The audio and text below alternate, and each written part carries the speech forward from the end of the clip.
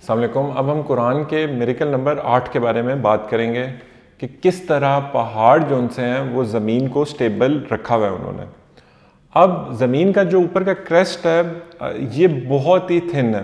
Even though ज़मीन का पूरा रेडियस अगर आप देखें तो 3750 माइल्स बनता है, लेकिन जो इसके ऊपर क्रेस्ट है जिसके ऊपर तमाम इंसानी आबादी, चरिंद परिंद सारे कायम हैं, एक्सक्यूज़ मी, वो सारा टोटल क्रेस्ट की जो उसकी माइल बनता है वो तकरीबन 1 से 30 माइल्स उसका डायमीटर बनता है।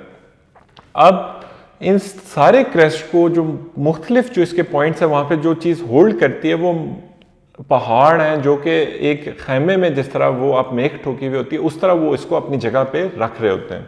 अब कुरान में सूरा नंबर 78 में वर्स नंबर 6 और 7 में ये बात लिखी हुई है, और इसी तरह अल्लाह ताला ने कुरान में ही सूरा नंबर 21 में वर्स नंबर 31 में लिखा हुआ है कि हमने ये पहाड़ों के ज़रिए इस ज़मीन को स्टेबिलिटी दी हुई है ताकि ये शेक ज़्यादा ना करे।